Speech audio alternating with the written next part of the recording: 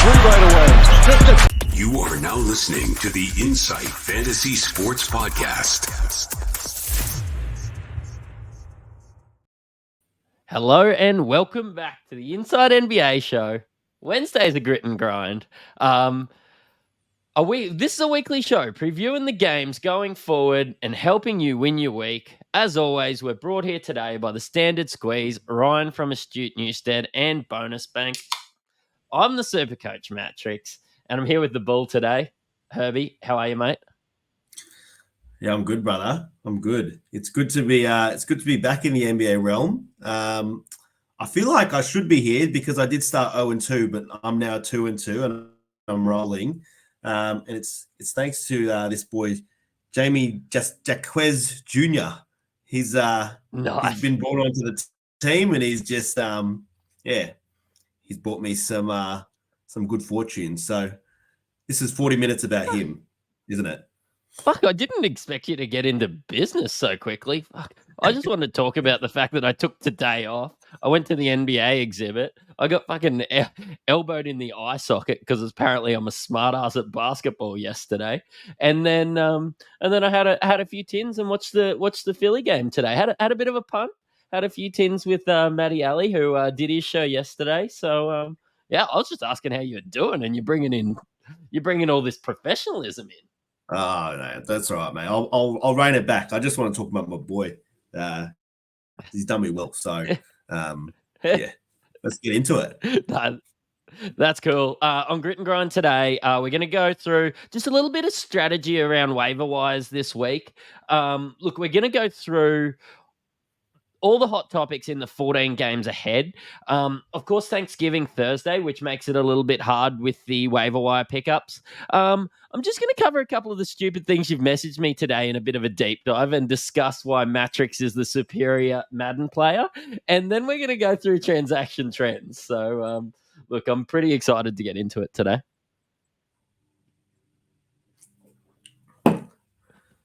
Mate, so you really think we lost you there. You really think you're the come on, mate. Let's just get this one. Let's just get to business. That's for a segment a bit later on. But look, tomorrow has 14 games. Of course, Thursday's Thanksgiving, and then followed by 10 days Friday. I suppose your waiver wire pickups, unless it's a really obvious one, you're not just going to be bringing in streamers. You've probably got full slates with the guys that you've got. Look, I'm maybe just thinking about picking some holds this week, maybe like your Terry Roziers or some guys like that, hoping that they come next week, maybe having a bit of a punt on a Markel Fultz or something like that, because you're going to have a full slate basically until Saturday and Sunday, and that's when you can chase that those streamers, I think.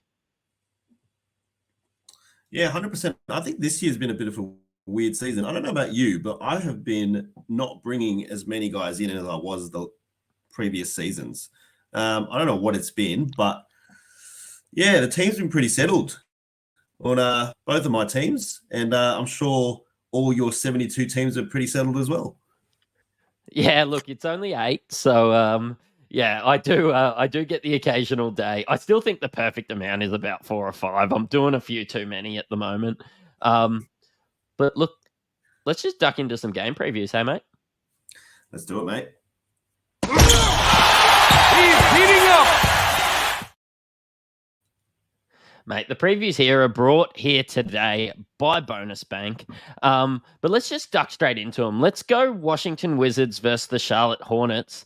And first off the bat, Jordan Poole dropped 30. Not many counting stats, but do you think that's a positive step in the right direction? It is. I didn't know that. That's very interesting. I was actually here, and I have my notes here to actually grill you on Jordan Poole, because you've been telling all the listeners to buy low on him, and you think he's a keeper, and you think he's going to rise up. I am a big Jordan Poole fan, but with what I've seen this year, he's just trash. Like, look, how can you have faith in him when he's doing the stuff that he's doing on the basketball court? He's so inefficient. He's so selfish. you look at Tyrese Maxey, and that is what he wants to be, but he's just like a wish version of Tyrese Maxey, who's probably going to be playing in Korea in the next 4 years. So, but he did have 30 points, so you can talk me into him. What did he do nice, Matty? Mate, so in How many 33 were there minutes, in? he, shot 11 from 26. He's still ordinary from the field, only the 1 rebound and the 1 assist. But you know what? He got a little bit of a minutes bump. In the previous games, he only had, 8 points, 2 of 11, 16 points, 6 of 17, 14 points on 6 of 16. Didn't have those assists. Maybe they're trying to work a bit out with Tyus Jones, because Tyus Jones has been getting his assists in this one. But look, maybe they're just figuring it out. I'm not saying, look, when it's buy low, you're basically going to be looking to trade your 10th round pick or your 9th round pick for somebody that people thought that they could take in the 3rd and 4th round. I always chase the upside. People are going to be way off him. I'd definitely be picking him up on waivers because I have heard people talk about dropping him, but I think that's madness. Look, I'm not saying that he's going to win you your comp or anything, but it could be a really, really nice addition to your team if you're punting that field goal percentage. Yeah, I feel you.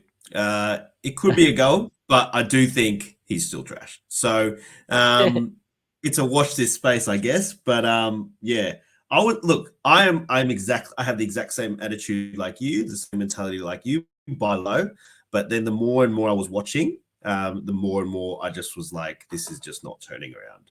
I just can't see it turning around. So look, one of us will be wrong. So we'll see.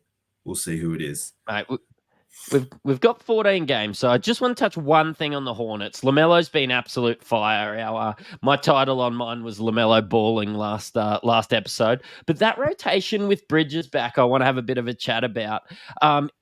I actually thought Hayward and Miller would be the ones that their minutes dropped and their efficiency dropped and their usage was dropped. It's actually PJ Washington, and especially last game with Nick Richards out, they're not playing the small ball with PJ at center, which we've seen them do in previous years. I think PJ's nearly a drop. Wow.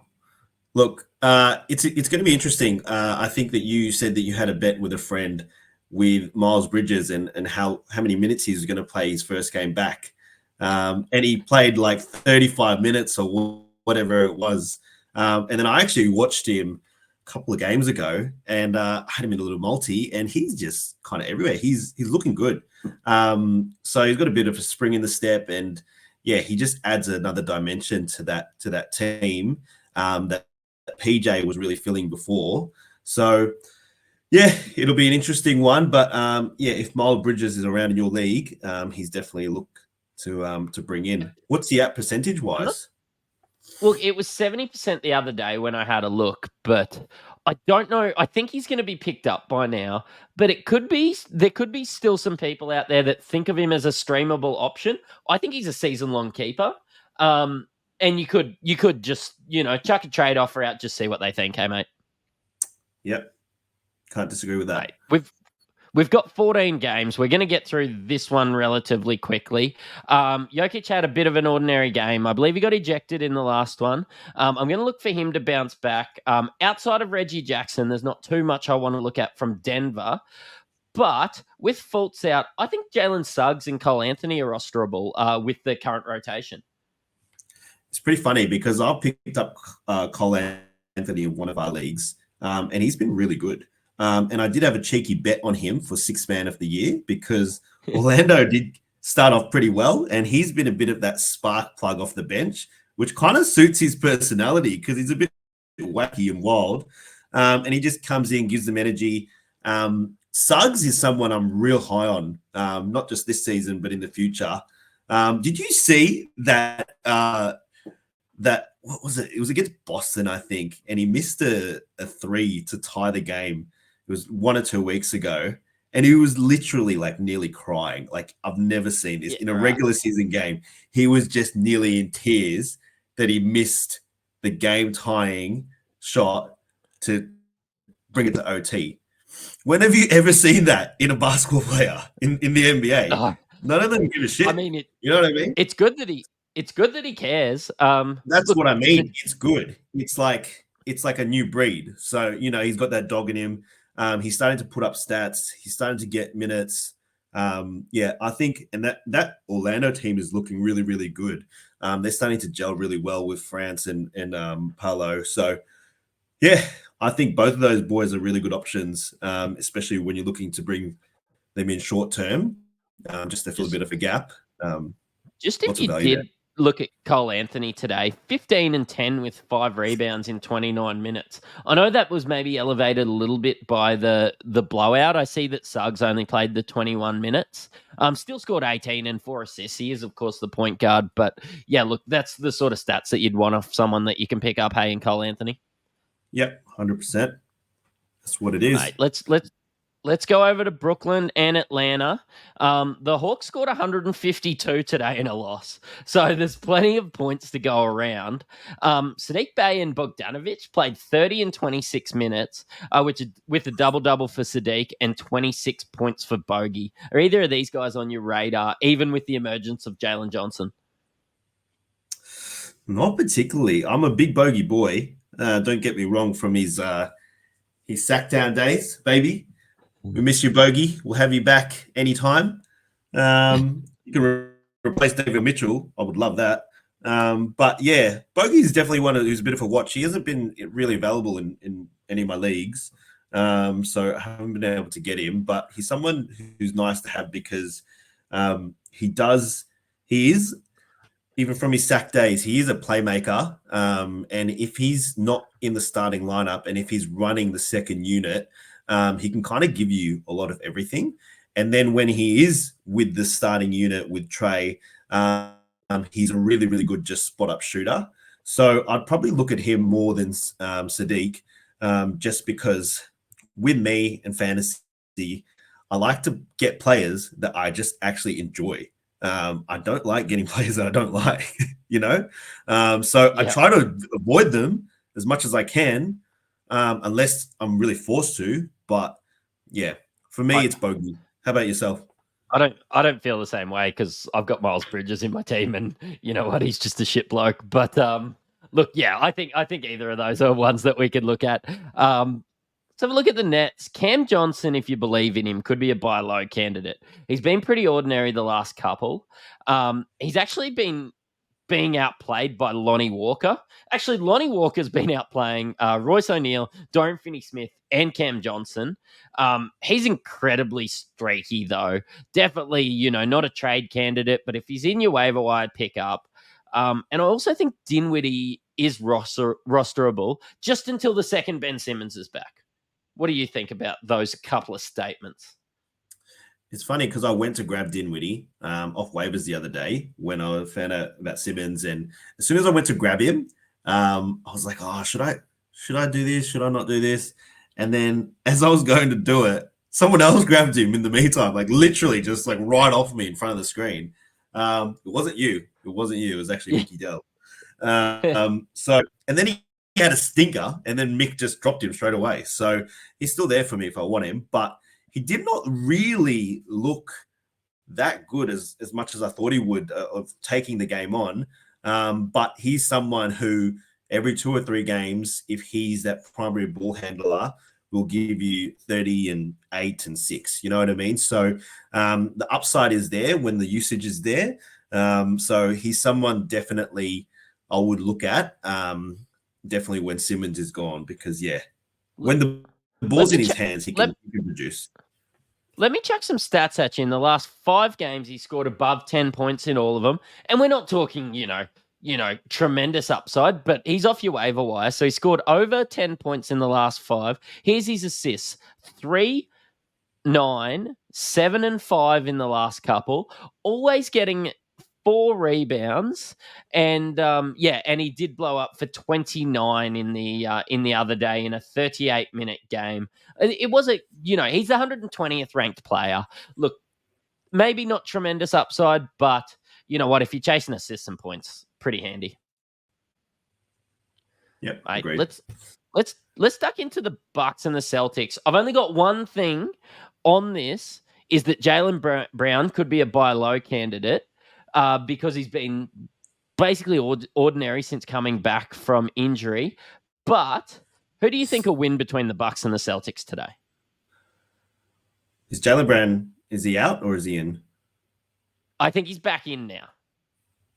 Yeah, you got to take the Celtics. Bucks are not doing much in terms of stopping anybody. I just want to ask you a question, actually. Please do. How do you Please do. think Boston? When I watch Boston play, I want to know if you think the same way because we both play ball. We're both extremely high elite players, right?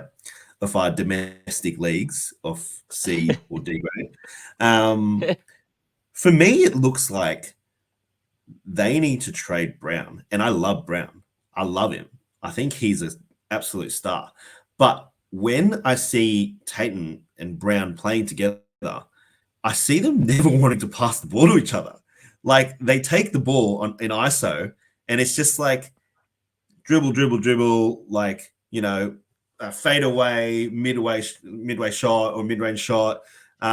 You never see assist to an assist from Tatum to Brown or Brown to Tatum, and I feel like that's a thing of like I'm the dog. Like we know who the dog is. It's Tatum, but Brown's got that like mentality. Do you feel like that too? I do a little bit, but I still think when you've got somebody as talented as Brown, you're not going to dilute your talent. You're just maybe gonna play him a few less minutes and make sure that Tatum gets his shots up. But if it's not working with Tatum, Brown could be, one of the next best guys at age 27 to just fill that role. I've more loved what I've seen from Kristaps in this team. Yeah. Like he's been phenomenal. Yeah, 100%. He's been awesome. And just having all that talent around, especially with Drew. Drew's just such a he's just such a nice player. Plays such good defense. You see that clip of him locking up Jordan Poole when Jordan Poole tried to post him up. And then, Holiday just like poked the ball out like twice. And then Jordan Poole just like dove on the ball and then like chucked it to midcourt to Kuzma, and Kuzma took like a fadeaway shot from like midcourt and it airballed. I was like, is that not the Wizards play in like one season? That's just they can just shut the TV off now. I mean, they're going to get a good draft pick. Well, yeah, that's all right. It's I mean, they still got Jordan Poole and Kyle Kuzma, so that draft pick will probably get about 1.5 shots a game with those two around. Let's talk about the new Triple J. Miami Heat versus the Cavs. Back-to-back for Cleveland. Look, I think Strus was phenomenal today. 25 and 6. Craig Porter Jr. is another guy that you could add in your team. But tell me about the new Triple J while I get a beer. Jaime Jaquez Jr. averaging 9.6 points, 24.6 minutes, which is absolutely ridiculous. Like, how is he getting these minutes in that Miami Heat roster? 1.1 3-pointers made a game, 3.4 rebounds, 2.3 assists, and a nice 1.1 steals a game. He's been really, really nice since I brought him in and playing really high level of minutes. So he's just someone who's rostered in only 5.3% of leagues in ESPN. Definitely, if the Heat are on a 3 or 4 game week, definitely bring him in, especially right now, just because of the minutes he's playing. And then you can kind of assess it after that. But his last game, I mean, 19 points, 3 rebounds, 4 assists, 2 steals in 33 minutes.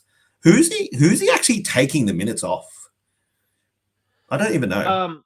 You've got some injuries in there with Duncan Robinson starting and Tyler Hero not being there. So there's a bit more opportunity at the moment. But I still think, like at the start of the year, like he's 145th ranked player, and that's keeping in check the fact that he played like 13 and 14 minutes in his first couple games.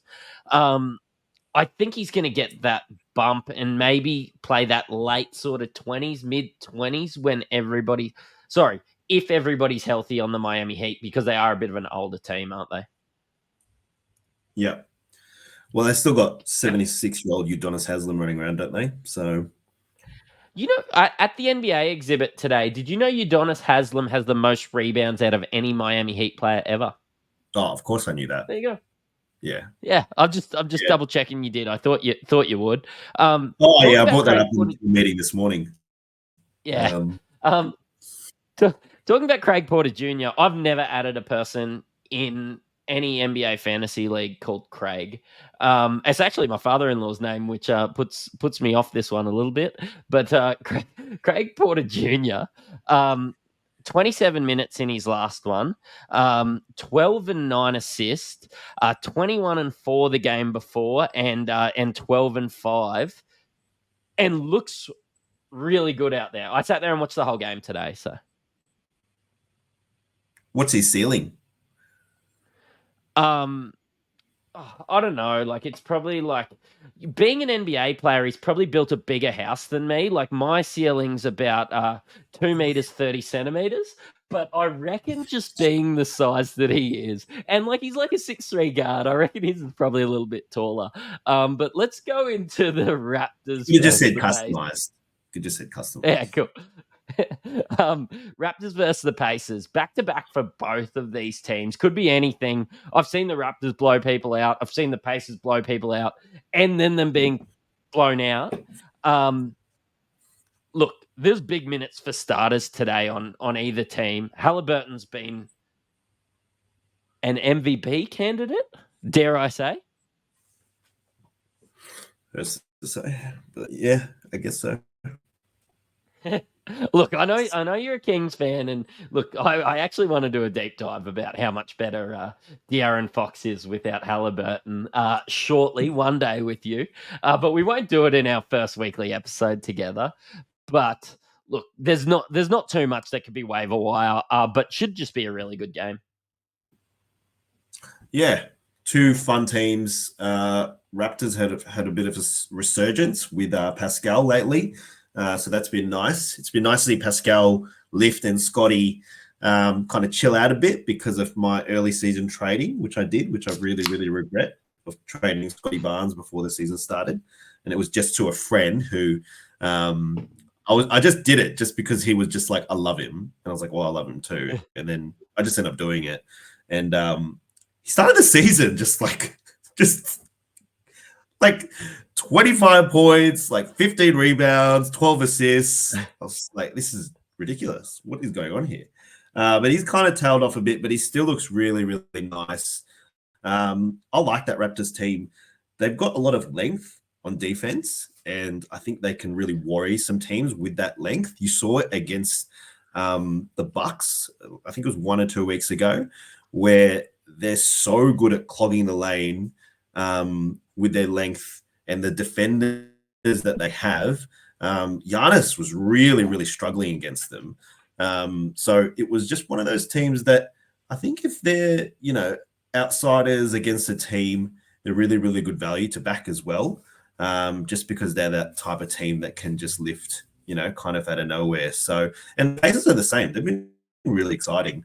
As much as I'm a Kings fan, like I love to see Hallie flourish. It's a really good little setup he's got there in Indy. He seems happy. So, he's gonna be an MVP candidate. We're gonna win the championship. Like we're all happy. So don't stress, Hallie. Then you can come back as a fan or something in a couple of years. I'm not stressing too much about it, but something I did hit alarm bells a little bit today when I'm watching, and I'm somebody that's got some really high stocks in Dennis Schroeder. Scored 24 today, top scored in the L after 27 minutes. But being the point guard, he only got 1 assist. So I took a little bit of a deep dive, and I expected Scotty Barnes to have all the assists, but it was actually Pascal Siakam. I'm just gonna have a bit of a look moving forward. Like Dennis Schroeder's stocks are right up here. Schroeder's been great to start the year. One of my favorite players to watch after the FIBA World Cup. He's been the 50th ranked player at the moment. I'm just wondering if it might be time to sell Dennis Schroeder. Ooh, that's an interesting one. I don't think so. I don't think people are buying him high. I think the general conception of him is just like, oh, he's okay. Yeah, he'll be fine. But I don't think people are really knocking down the door for Dennis Schroeder. Could be wrong. Yeah. If you get a good offer, take it. Sounds good. Grizzlies versus the Rockets. You know you're going to get my biased bullshit when we look at this. But Sani Aldama scored 28 in the last one. Looked fantastic. I believe he should be rostered in all formats. Well, this is your team. So, you can have the floor with this team. I think I've watched 22 seconds of the Memphis Grizzlies this year, and it was 22 seconds too long. So I'll leave the floor with you, with Santi. Yeah, Look, you're the expert. We lost to Boston by 2 in the last game. Bismack Biyombo only played the 14 minutes. 2 points, 2 rebounds, should be dropped. Zaire Williams has been a bit of a stat stuffer in your deeper leagues. Dez has been sensational. But yeah, Sani Aldama in 39 minutes, 28, 12 rebounds and 6 assists against the Boston Celtics, defending Jason Tatum. Yeah, look, I'm not even asking you. Sani Aldama should be rostered. And then when we have a look at Houston, honestly, people were so excited on this team that anybody of value from Houston has already been picked up in any league that I've been in. Yeah. They're a hard team to kind of gauge, and but they do have some nice fantasy players, but there's nothing to do now. You can't get any of them. So yeah, we move on. So 76ers and Timberwolves. Philly? Matty, Philly I'm going lost to in the let you heartbreaker speak. today. I'll let you speak about the 76ers while I go grab a sneaky beer. I'll be back in. Oh, 15 yes. He's in. He told me he told me he didn't want any. Mate, so Philly lost in a heartbreaker today. I just want everybody to make sure that Melton is rostered in your league.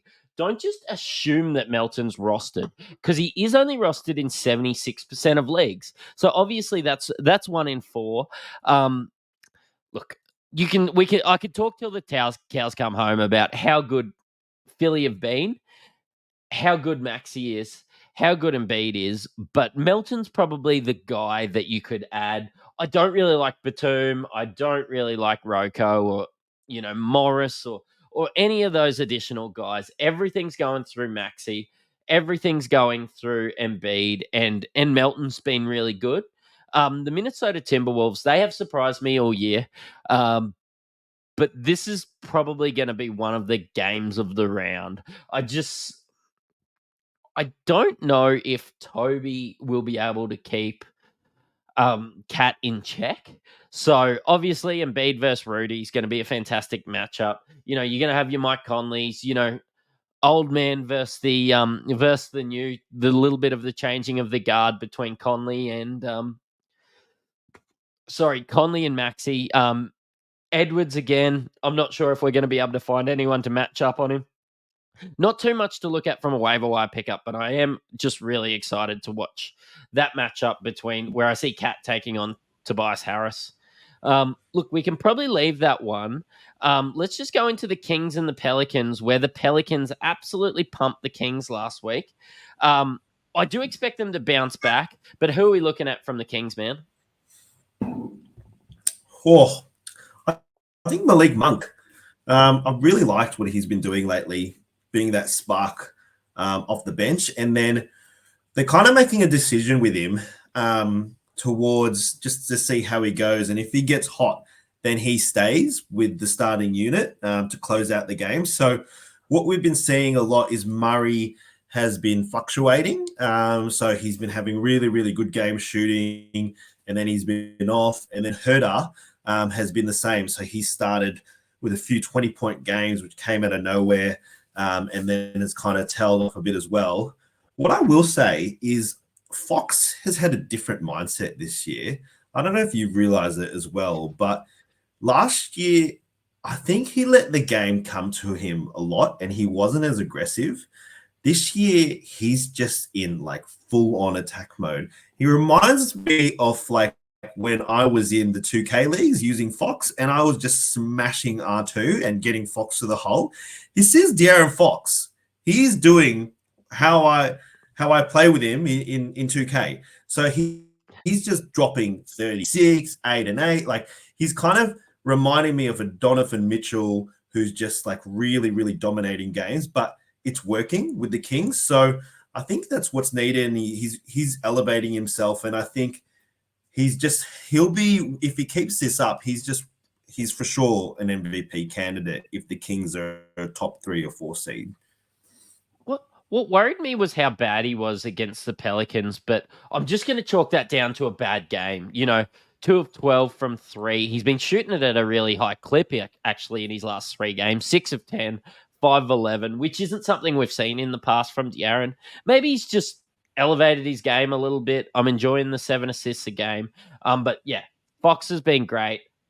I love taking a punt on Kevin Huerter as well. Enjoying what I'm seeing from the Kings this year. Yep, they've looked nice. They're about to surge. That light the beam. What about the Pels? Jonas Valanciunas was huge in the last one, but I think with his minutes, it was a flash in the pan. Still only played 21 minutes for his double-double, but the matchup checks out against the Kings because he was so good in the last game. Again, I'm probably recommending that you don't stream anyone, but it might just be worth, if you've got somebody that you can just dump, it might just be worth picking up Jonas and just seeing what happens. Well, that's the big thing against the Kings. Big, grueling centers tend to have their way with us a little bit. So that was the biggest thing that the Kings fandom has been saying in the offseason. We need to grab big, bulky dude to help Giannis, or not help Giannis. Giannis ain't on the Kings. To help Sabonis on the boards. I wish. So we didn't do that, and we got Alex Len and JaVale McGee. So I don't think our questions were really answered, but we'll wait and see, I guess. Maybe JaVale McGee will be Finals MVP, and I'll eat my sock on live TV afterwards. Look, I'm going to really struggle with that considering he can only play 19 minutes due to his asthma. But let's go into Chicago Bulls versus the... Yeah, true. Chicago Bulls versus the OKC Thunder. Chicago have been extremely ordinary. I don't want to delve too much into these teams because I hate Chicago. I hate the whole makeup of the team. And I also think Oklahoma City players have been overvalued in drafts. They're exciting. They're young. But Kobe White, he played last game, 34 minutes, 25 and 3. I believe he should be rostered. Javon Carter played 15 minutes, Desomnu 12. Look, I think Kobe White should be rostered in standard formats. That's a fair call. Going into the season, I thought differently. I thought Desomnu was really, really nice and he would really, really take off. But obviously that hasn't happened too much. And Kobe is probably the guy you're going to take now just based off production. I'd agree. And then with the Thunder, I had no idea why people were talking about SGA as the top 5 pick. But you can kind of see it now. He's just like the most skillful type of player like you can ask for, and he's got the biggest bag. He just looks really, really nice in that system, and they've got the players, the young guns to complement him. So it's just worked out well for them, hasn't it? Mate, this has been a bit of a circle jerk. We've been pretty positive about a lot of these players, but can I bring up a guy that I've seen get taken in the 50s a lot in drafts? And going to the NBA exhibit, there was a lot of chatter about Josh Giddey and how exciting of a player he was. Like last game against the Trailblazers, 23 minutes, 6, 4, and 5. Against the Warriors, 22 minutes, 11, 5, and 2. Against the Warriors in the previous game, 19, 6, and 1 in 26 minutes. I've just seen his minutes drop. SGA's been phenomenal. The other supporting cast has been really good. I'm honestly worried about our boy Giddy being. We're from Australia, if you can't tell by my bogan accent, but I'm actually worried about Giddy. Yeah, I think that when things aren't popping off for him, and then obviously when crunch time comes, it's just SGA time. So I think Giddy has kind of responded a little bit as of late. He's been more aggressive. That's what I've seen, and I've only realized that because he's gone out to like $1.40 for 10 points, and I always take him. Um, so and then he's just really aggressive from the start. So we heard about it. Bill Simmons talked about it a few weeks ago, that the Chet effect and how's that affecting him and so on and so forth. And then Chet having that huge game. But Giddy will find his way. He's their point guard. He's their guy. He'll find his way. All right. Maybe a buy low candidate by the sounds from Herbie. But let's look at the Clippers and the Spurs. I know I've done a deep dive, I suppose, into what we would call the Harden effect in other podcasts. Terrence Mann still starting, maybe as a bit more of a complementary piece to Harden, with Westbrook coming off the bench. I haven't seen enough from Terrence Mann to warrant a pickup. What do you think about the Clippers? Oh, when they did that trade and how they've been playing lately, I was huge on them. I was like, let's just put money on them for the chip. I don't care about chemistry. I don't care about fighting. I don't care about this one ball. I just care about one thing, and that's talent. And then they've just got talent in spades. How it's working out, though, is Russ is just being diminished to the bench. Obviously, Harden's getting a little bit more aggressive, and I love what PG is doing, as well as Kawhi. So, yeah, I think that if you look at those three as definite starters, then you can look at who's going to be around them, because there's going to be so much ISO ball with all three of them, and there's just going to be open shots. So whether it's a Norman Powell or a Bones Highland coming off the bench, yeah, they've just got Bones Highland dropped out of the rotation, the coach come out and said the other day. So wow. He's gone. He's max gone. Jesus. I saw him drop like 25 maybe 2 weeks ago. Yeah, so just look. I mean, have a look at those players on the Clippers. Russ's stats have really dropped down because of his role dropping down to that kind of like sixth man. So just look at who's getting open shots. Maybe Norman Powell is someone you can look at, or as Maddie said, who did you say? Terrence Mann. Looking at the Spurs, we know what we've got with Wemby. I'm actually really high on Zach Collins, even though he had an ordinary game in the last game. That Vassell Keldon Johnson situation is sort of working itself out. Everybody there is owned, but the point guard situation, I was massively high on Trey Jones. I thought he would win I thought he would win this spot back. He's only been playing 21 minutes a night. I now believe, after being high on him the whole time, Trey Jones is droppable and Sohan could be owned. I know Mickey Dell's been saying that Jeremy Sohan is a drop as well, but I think Jeremy Sohan, from what he's shown and from what I've seen with him, 8-1 in the last game, 16, 5, 3, and 2 steals. He's been good defensively. He gets the odd block. He gets the steals. His minutes have been, 28, 37, 32, 29. I'm going to be taking somebody that's playing in those 30-minute games rather than somebody that's playing 20 minutes a night, as much as I love Trey Jones. Yeah, Sohan's not a point guard. And it's just, I think, a bit of tanking going on by Pop. So we'll see how it goes. But Sohan's not a point guard. I don't think he's having too much fun with it as well, because it's just a weird position for him. But yeah, definitely have a look at it, and then look at guys like, I've got Vassell. He's really, really great when he's getting got it and going. Keldon Johnson and those boys around Wemby, who are actually putting up really, really good stats, but you don't realize. And Wemby is pretty inconsistent. Like he's got an awesome game here and there, but other than He's a that, rookie. he is not doing what everybody thinks that he's doing. I know that because I may be a gambling man, and sometimes I bet on his unders, and it just kind of works out because he either kills it with a massive game or he's really, really, low on points, rebounds, assists on other games. So it's like what you said, he's rookie, he's just finding his way, but he'll be fine. Mate, the Warriors versus the Suns. It's one that everybody will tune into because they're some of the biggest names. Eric Gordon and Grayson to get the bump with Beal to be reevaluated in 4 weeks. I love point guard Devin Booker.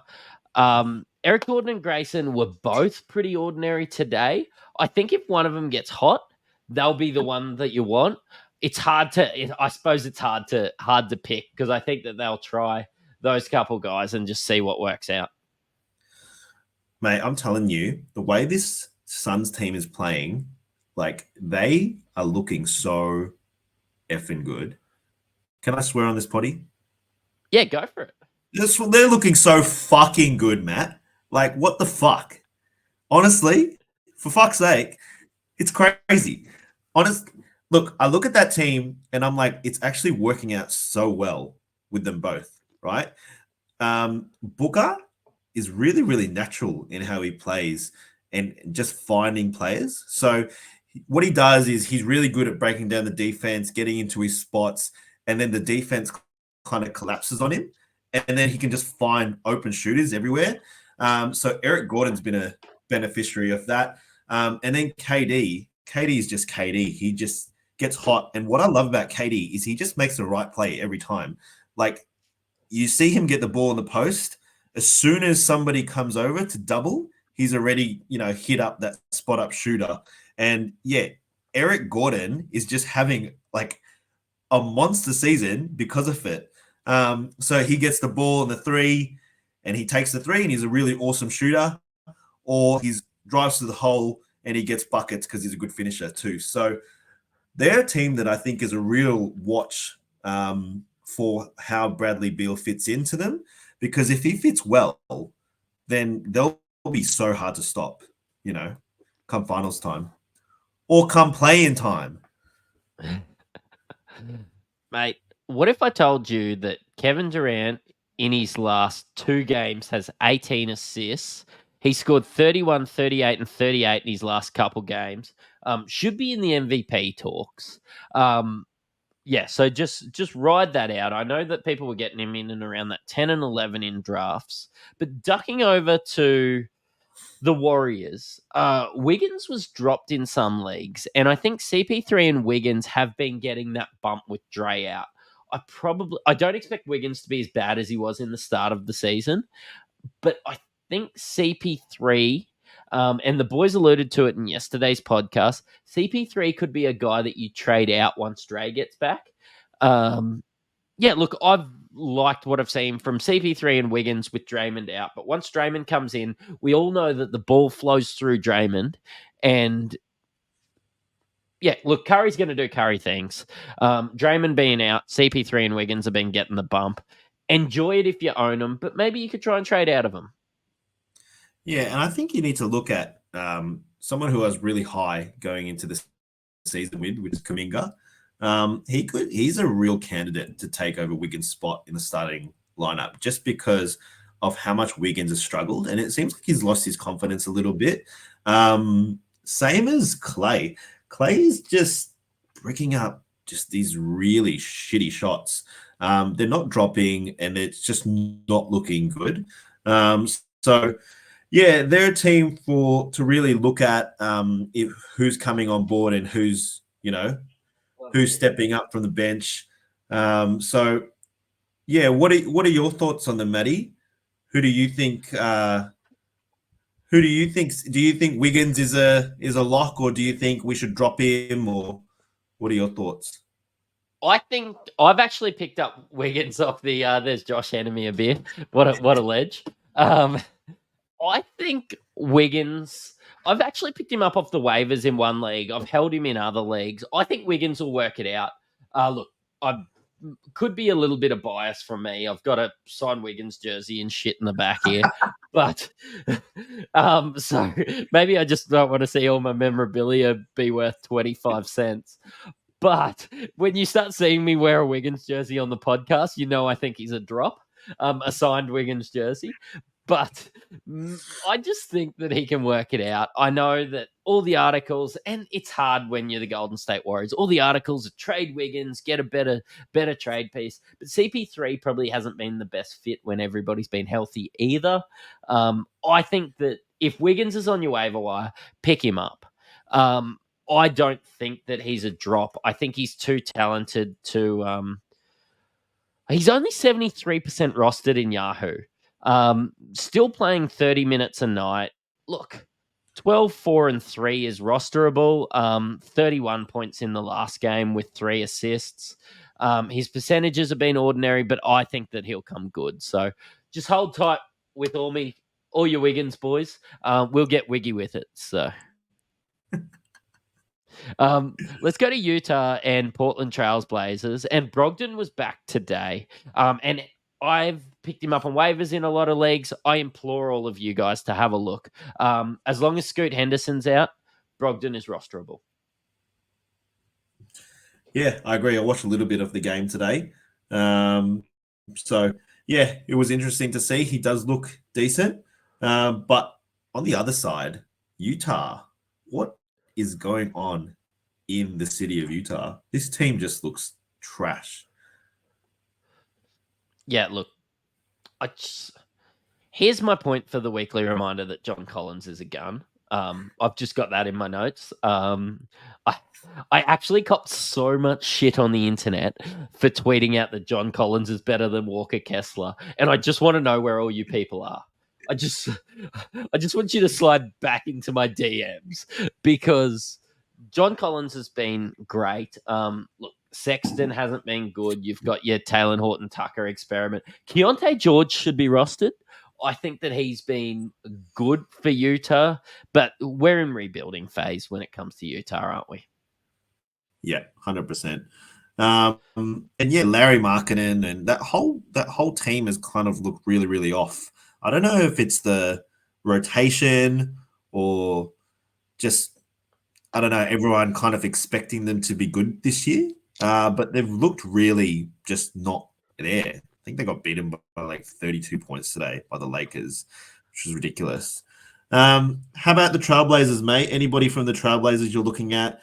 There was a guy there who's dominating. I am a bit off him because I had a little bit of a ladder on him today for 20 points. And he had 12 points in the first quarter and scored 18.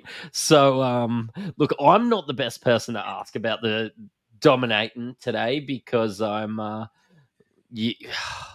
Look, it was just a ton of losses for Matty today.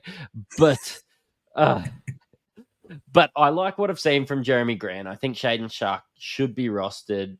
I, of course, think Malcolm Brogdon should be rostered until Scoot's back.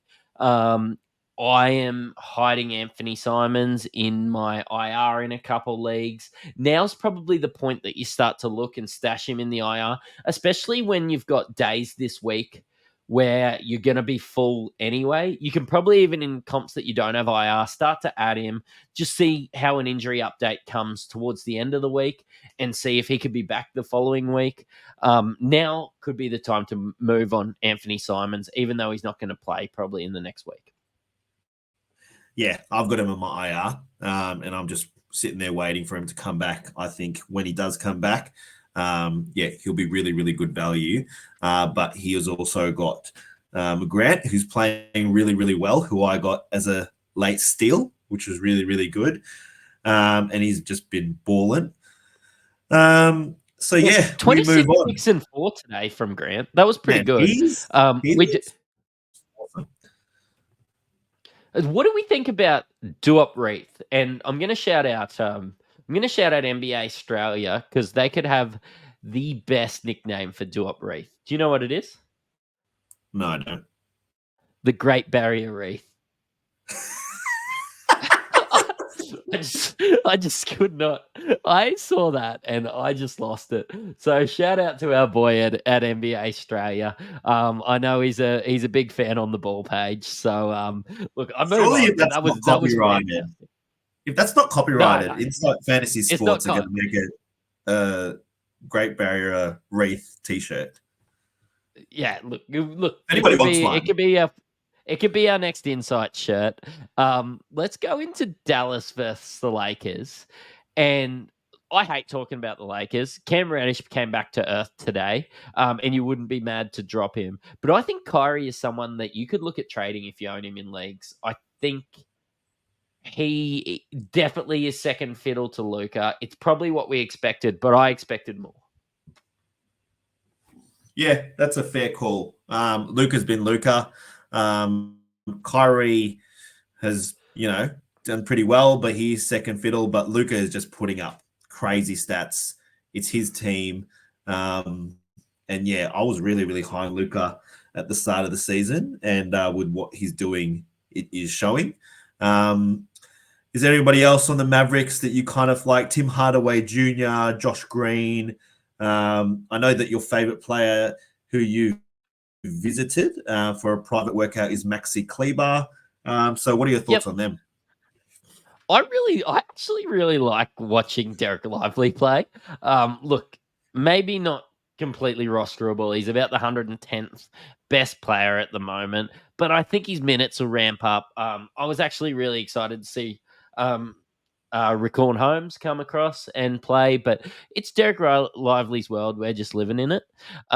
So look, he's just doing his job out there, just doing the work beside these really good players. I don't look at the Mavericks too much. I hate looking at the Lakers. Do we want to move on to transaction trends? Let's do it. We're going a bit over time, so let's go transaction trends brought by Ryan at Astute Newstead. Slide into our DMs and you can get an obligation-free finance quote on your home loan. I know that I used him. He has contact with 40 different lenders, got me the best interest rate. And when I'm doing the math, it actually got me enough to get a carton a week. So yeah, shout out to Ryan. I'm having this one for you, buddy.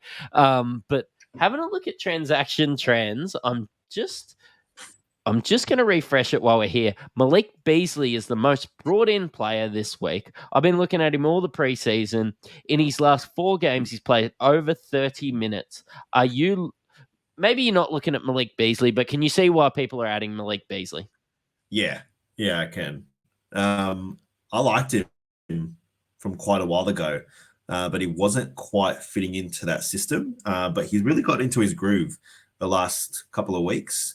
And I think that's just the new system and all the players getting used to it, the spacing and what it brings. So a guy like Malik Beasley with Giannis and Dame on the court is the exact type of player that you want to get off the waiver wire. So I think that's why everybody's going crazy over him pretty much.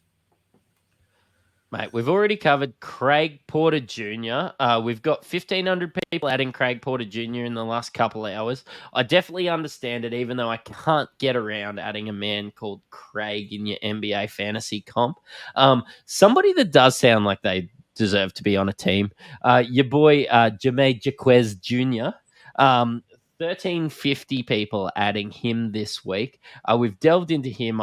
He might actually be the little tagline for this episode. But Daniel Tice has been added. So he played 21 minutes. He's just sort of got picked up by the Clippers, or at least started playing minutes. Played 10 minutes against Houston, 21 minutes against the Clippers. 19, 7, and 2. Can you get around adding Daniel Tice? You know what that was about to be? When you said Daniel Tice, that was about to be a segment for Insight Fantasy Sports for who he played for, because I had no fucking clue. But then you mentioned the Clippers, and it kind of saved my ass. So that that little stat that he put up, that nice little game, that's nice. But I don't see him doing that at all. And for me, he's a stay away. It's too uncertain with him. He's a bit too unreliable, I think. So for me, he's a stay away. How about yourself? Yeah, look, the fact that they were struggling and they've won the last couple games, or at least played a lot better once he's come into the lineup, is encouraging. Maybe he is a really good fit, and he could be rostered until Plumdog Millionaire comes back. That's who we Um, want. Bismack Biombo, 815 people have, how would I say, picked him up and dropped him. So in his last game, played 14 minutes. Due to foul trouble, was in trouble. He's played over 30 minutes in 4 of the last 6 games. Actually, 4 of the last 5 games before that. I'm not concerned with his minutes. His points and rebounds have been up and down. We'll get you the points and rebounds if he gets the minutes. Honestly, I just think the matchup against Boston was too much for him. I expect him to play bigger minutes against Houston, and maybe some people that have been dropping him might regret this one. Yep, I agree. I think anybody Uh, who's getting around those minutes, you just got to look at bringing in. The more that they play, the more that they'll turn it around. But anybody getting in that 25 to 30 minute range, yeah, you just got to grab him and just have a bit of faith. Um, at the start of the show, how I said, let's look at guys maybe for next week because you're going to have full rosters. I think some people have got ahead of me. Apparently, I'm not the smartest man in fantasy basketball. Bojan Bogdanovic has just been picked up by a heap of people. He was cleared for basketball activities. I don't think we'll see him this week, but Detroit have struggled. They could really use Bojan. And if he is playing, he's 57% rostered at the moment. I think that he's probably an ad. Yeah, I'm just looking at one of our leagues, and he is available at the moment. I'm not going to tell you which one, but you'll probably guess it pretty quickly. In ESPN, he's only 22.5% rosterable. But yeah, it has said that he's returned to basketball duties. So, look, I wouldn't be rushing into him too much just because I don't think Detroit are rushing him in too much.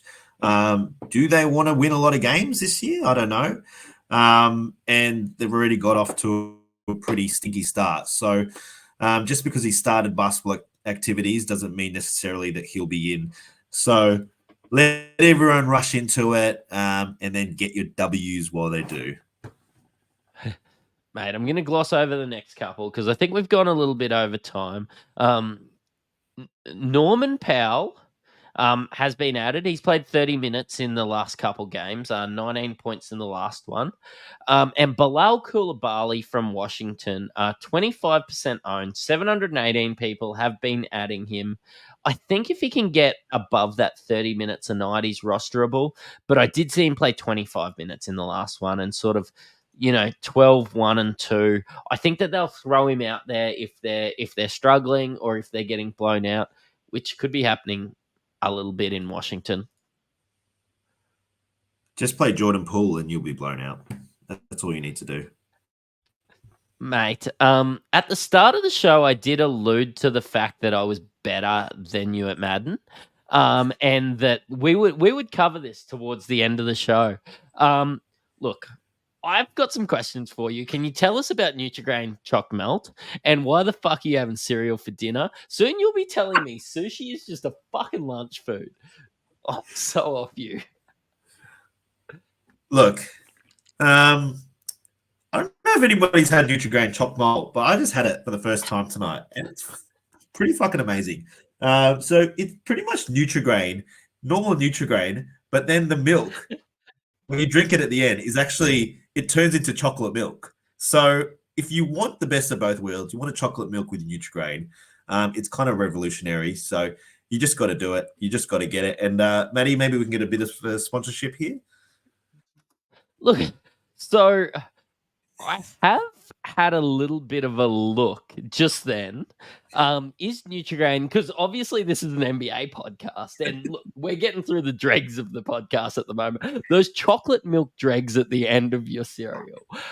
But Nutri-Grain's actually not available in the USA, and and about 40% of our viewers are from the USA. Can you explain to me what Nutri-Grain is? It's like this little, I suppose, wafer cereal that comes in an oval with 3 little holes in it, and it's just delicious, isn't it? Yeah, it's delicious. I have it for dinner every single night with my Vegemite toast, and then I hop on my kangaroo and go to the beach, and then I surf 16 feet waves. So that's just what we do here in Australia for all the US listeners up there. Howdy. And yeah, get on your Nutri-Grain. They will be a major sponsor here soon. So shout out Nutri-Grain. Yeah. And shout out to your favorite sushi store for always giving me your best and yeah, look, I appreciate that as well. It's pretty funny the dinners that we have. Like I always have cereal for dinner for some reason when I'm talking to you, and then you're always having sushi for dinner, which is fucking strange. And then after that, after we talk that nonsense, then I beat you at Madden like 60-0, and it's just a good night. So it's been a lot of money lost for you to me this year. But hey, it's been fun. Hey, I'm actually at least going you're to having put fun. in I'm about to upload this one, and look, sorry to you guys that have waited this long for our comedy routine, but I'm actually going to put my Twitch in the comments, and the next games we play, yeah, everybody can get on, get about, and yeah, listen to Justin cursing at Christian McCaffrey.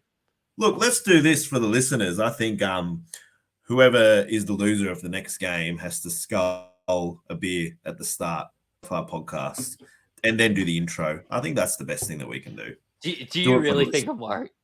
Do you I really think don't I'm think you're worried? worried at all. But provide some entertainment, and yeah, it'll be nice to see you scull a beer. Mate, I think that we've gone a little bit over today. Thanks for listening to an Insight Fantasy Sports podcast. You'll be coming on every Wednesday, you inform me, Herbie. Yeah, that's right. Grit and grind, baby. Just like my boy Zach Randolph. So we grit and grind in Sacramento, Memphis. We do it all over the world. So yeah, it's Grit and Grind Wednesdays with me and the SC Matrix. So it's going to be a fun ride, brother. Sounds good. We're I'm going to the excited top. for it every week. Sounds good. Cheerio.